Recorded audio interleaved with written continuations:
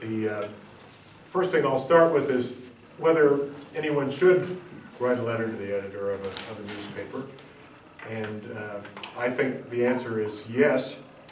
And to give a good reason for why, I'm going to turn to a much better writer than I to kind of explain its role in a democratic government. This is from E.B. White, well known for his children's books, Charlotte's Web and Stuart Little, but also one of the writers who made the New Yorker what it was and what it still is. And he's quite a fine writer. In 1943, during World War II, he got a call from the Writers' War Board asking him to write a statement on, quote, the meaning of democracy. And this is his response. Surely the board knows what democracy is. It is the line that forms on the right. It is the don't in don't shove. It is the hole in the stuffed shirt through which the sawdust slowly trickles. It is the dent in the high hat. Democracy is the recurrent suspicion that more than half of the people are right more than half of the time. It is the feeling of privacy in the voting booths, the feeling of communion in the libraries, the feeling of vitality everywhere. Democracy is the letter to the editor. Democracy is the score at the beginning of the ninth. It is an idea which hasn't been disproved yet, a song, the words of which have not gone bad. It's the mustard on the hot dog and the cream in the rationed coffee. Democracy is a request from a war board in the middle of a morning, in the middle of a war, wanting to know what democracy is.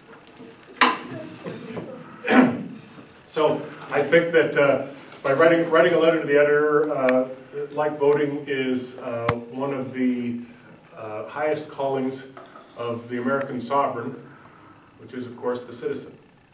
And letters, for that reason, are not only worthwhile for the person writing them, but they can also be very worthwhile for political campaigns.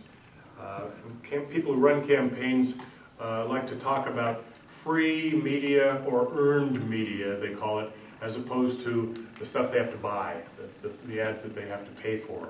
And almost every candidate, of course, is looking for some way to get more free media or earned media.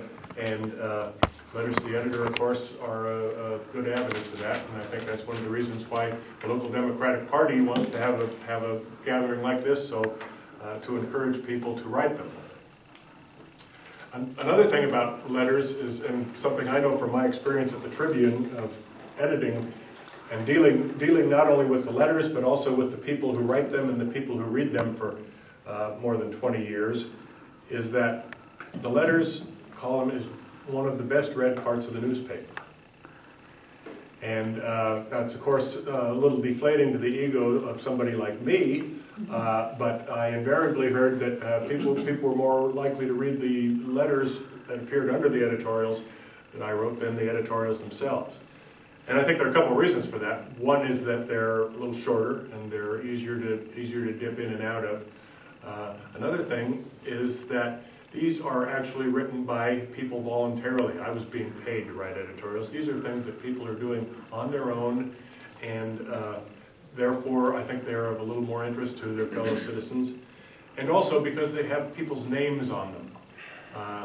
And I think that, I know from writing editorials which we signed, if only by initials, we never at the Tribune made any secret of who JF was or BH was or MT now. Readers like to have targets, and they like to know who's responsible for something. And I know when the Spokesman Review, which experimented for a while with signed editorials, went back to unsigned editorials, they got a lot of flack from their readers, because readers like to know who's writing something. They don't like something that's anonymous. And the traditional reason for most newspaper editorials to be anonymous is that they are a product of an editorial board rather than any particular person. And a board sits and decides what it wants to say, and then the writer just goes away as pretty much a technician. And the editorial is the product of a committee. Unfortunately, a lot of editorials read as if they were written by committee. They're not very lively, and they don't have a lot of personality to them. There's one caveat, though, to the business about letters when it comes to election letters, and I found from visiting with people, election letters are a lot less popular than other letters to the editor. And I always had people around election season tell me, oh, it's those damn election letters, I hate seeing those things all the time.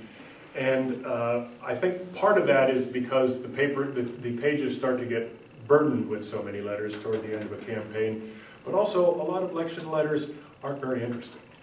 A lot of them deal with cliches, and we'll get around to that in a little bit, talking about kind of the substance of the letters.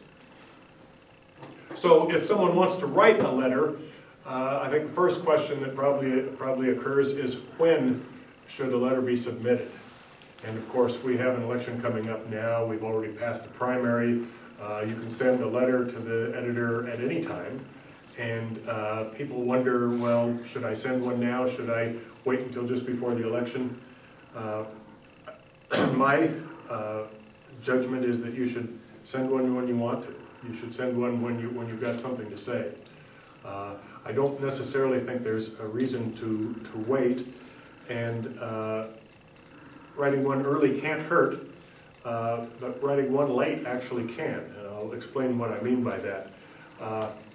If you're writing one late, and I used to see this every year, people wait until the deadline day at the paper for letters to come in, and people would come in with sheafs of letters.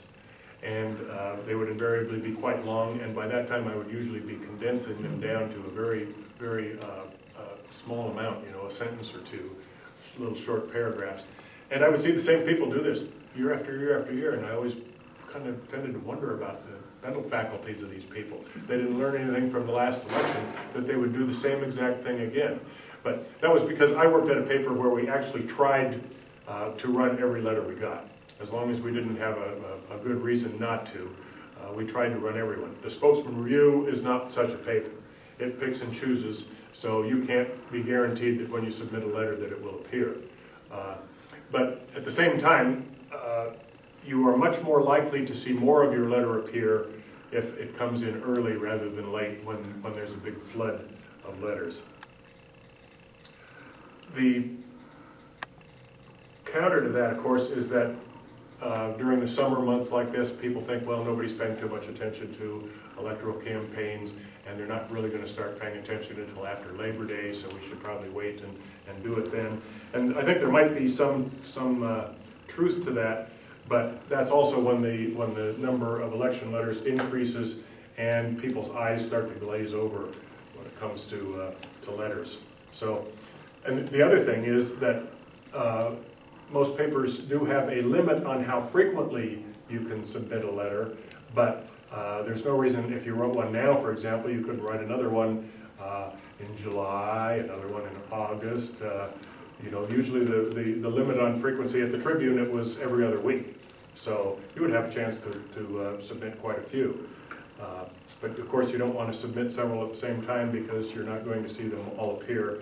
And again, I would see people do that too. They would come in and they would have one letter endorsing so-and-so, another one endorsing so-and-so, and they'd split them all up and not realize that you can't submit a shotgun array of letters at the same time and expect them all to appear. Some papers that do choose don't edit quite as much, but at the Tribune, the letters policy always says letters are always subject to condensation, and the condensation, which meant essentially just editing, got more and more severe as the election came around, and it was a real headache for me having to try to fit some more trying to fit some more letters into a page where I only had a finite amount of space.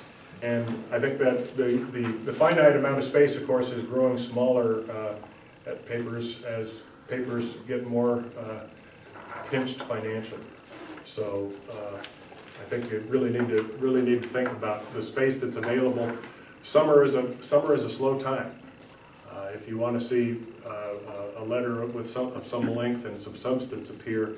Summer is a good time, and you know, there are still people reading the paper.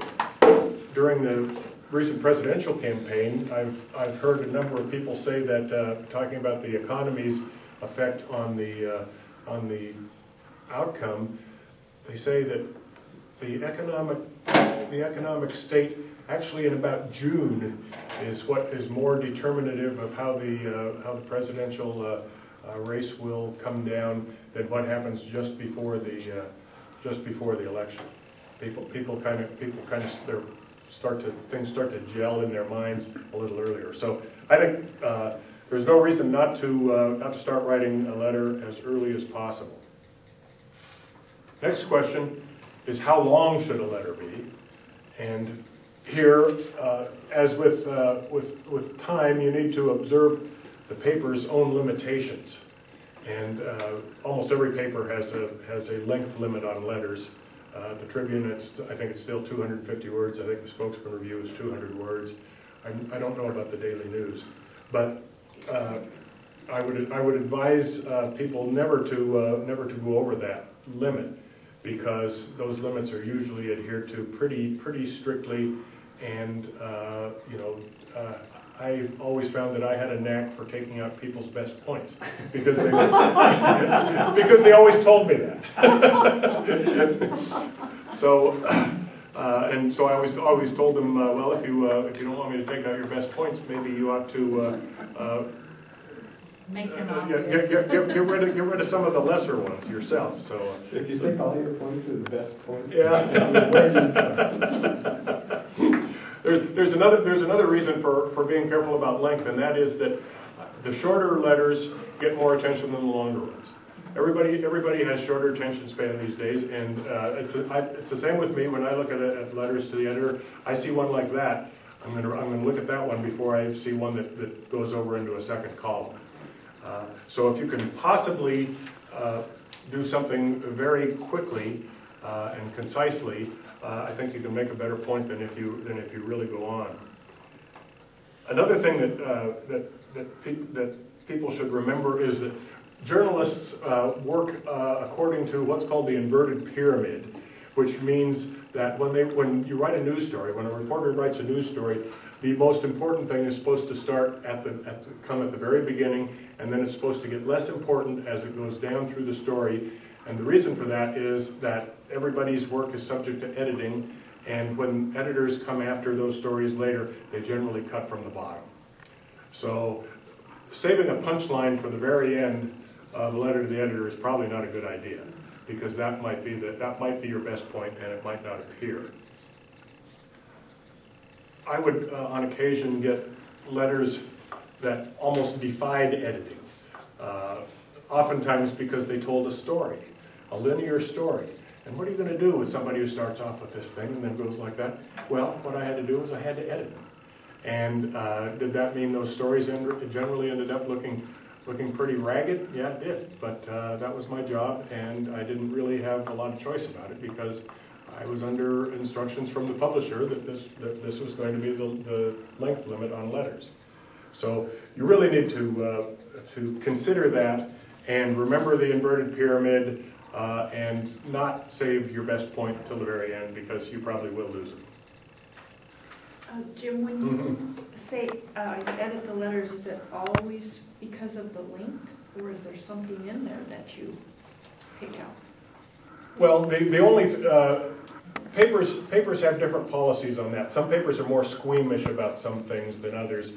We had a very light hand on letters at the Tribune, and the only thing that I would remove for reasons other than length were libel, which of course we didn't want to go to court over a letter to the editor. So anything that was even looked potentially libelous, I would remove.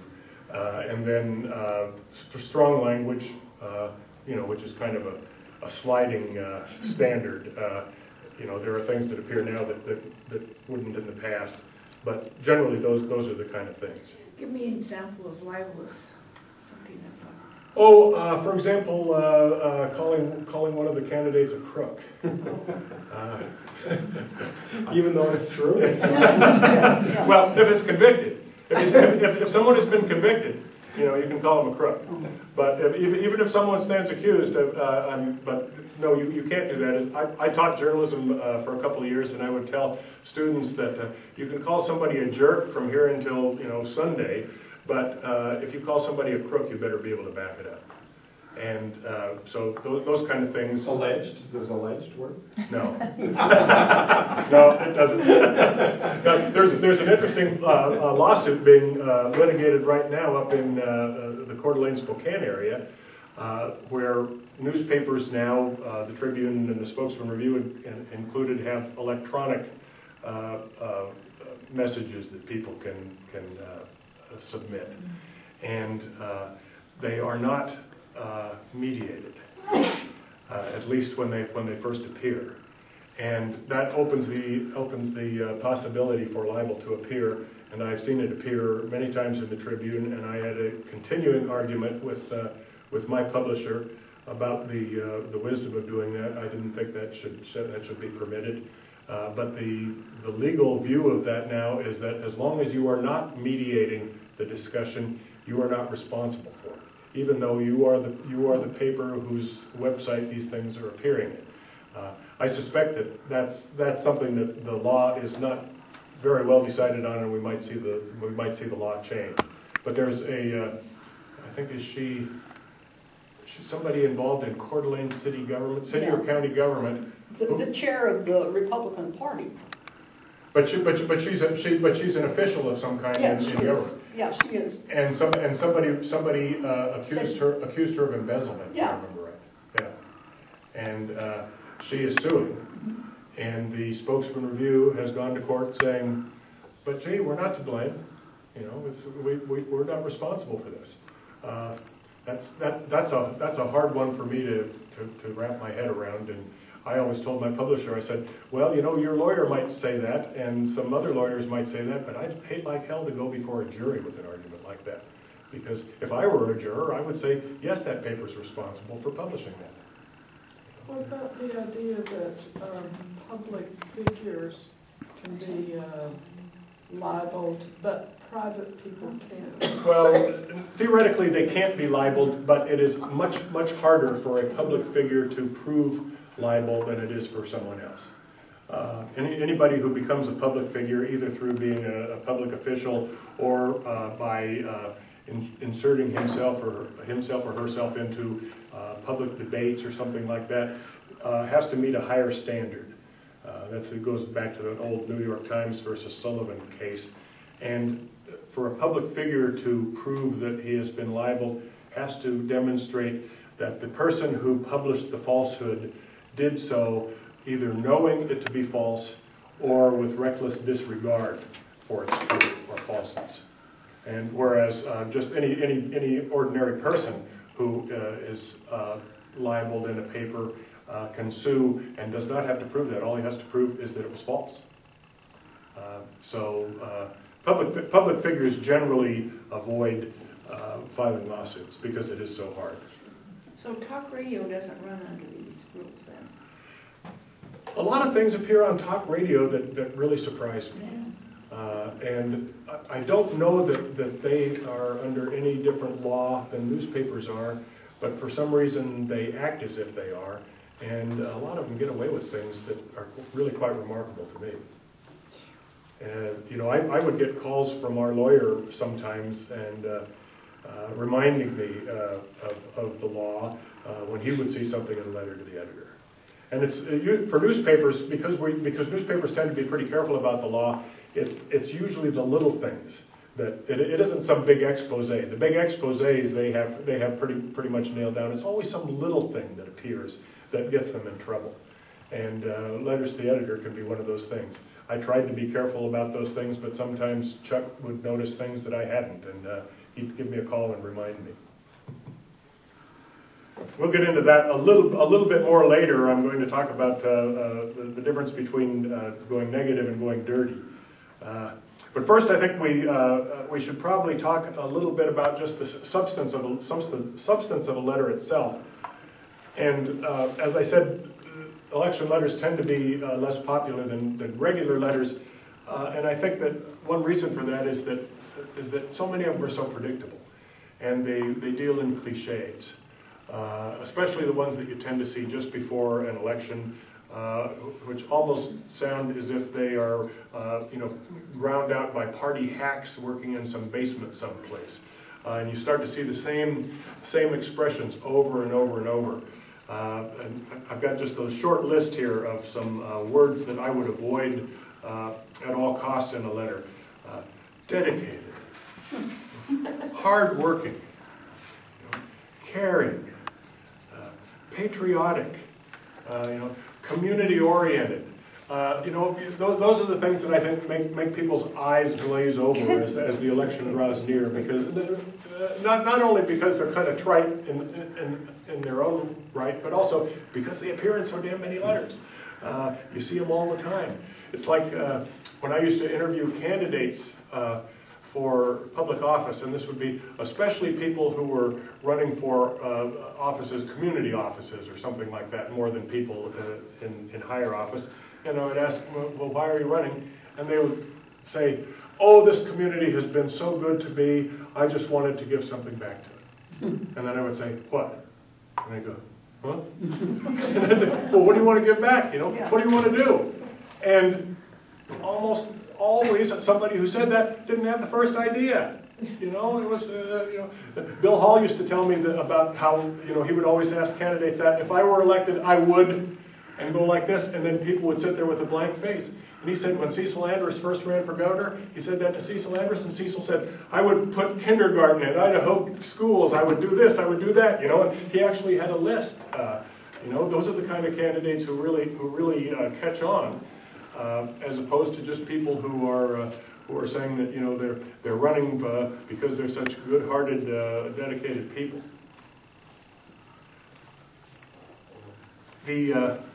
So I think that the letter that's really going to get attention is something that has something different to say about someone, something specific, something particular. I'm supporting this person not just because he's dedicated, but I'm supporting this person because this is what he wants to do. This is what she has already proposed. That kind of thing. This is the change that this candidate is promising. One other thing that is a weakness in many letters, if you are responding to something that has already appeared, whether it's something in a letter to the editor, whether it's in a news story, whether it's been in an editorial or something like that, don't assume that people know what you're talking about. They almost never do. You say, so-and-so says on, June 9th that such and says, or in response to the letter that appeared last Thursday, and then just come out with this, and people will say, what letter was that? And you're going to lose them right there. So you need to make clear what it was that you're responding to. In other words, synopsize what it is that you're responding to. Jim, can I ask a question? It seems to me very often that when people are responding to an allegation in the paper, that the way they respond to it doubles the effect of the initial charge because they repeat it. Well, but you can't get away from it, Steve. I mean, you need to let the readers know what you're talking about. You could say, in response to the phony charge of such and such or something like that. But you still need to do it. If you think the charge is damaging enough that it doesn't bear repeating, maybe you should just shut up. Well, but all the political books I've read is never allow a charge to go unanswered because silence implies guilt. You can't not respond. Yeah. But to repeat it is to double the insult in a sense. So I mean, there's sort of a dilemma there. But of course, if you're responding immediately after the fact, so everybody has that in their brain and everything, that's one thing. But I'm talking about a letter to the editor, maybe responding to another letter or something like that. Yeah. So. Well, couldn't you just say, I'm responding to Skip Brand's lies because somebody has to answer for them, and then stop with that, and then go on and... Well, as long as people know what you're talking about. They know which lies you're talking about. Well, that would be a couple of The other issue is so far I've been talking about letters endorsing somebody, speaking for someone, and then of course we all are familiar with letters that don't do that letters that go after somebody, that go negative, in other words. I don't necessarily think there's anything the matter with that, with criticizing someone, as long as you're not sleazy. And there's a big difference. I think that candidates especially have to be negative if they say, suppose a challenger is taking on an incumbent. It's very hard, I think, for a challenger to campaign against an incumbent without saying something negative about the incumbent, because you have to give voters a reason why they should vote for you as opposed to the person who's already in office. And you can be very critical of someone without crossing a line of going into something dishonest or unfactual. I think that anybody who resorts to that kind of thing deserves condemnation, which means that I think most political campaigns these days deserve condemnation, because unfortunately we see almost all campaigns, at least on the national level, do it. And I think it's really shameful. I see the Obama campaign doing it now. Of course, I see the Romney campaign doing it, and I think it's a shame. And I'm surprised that voters are as tolerant of it as they are.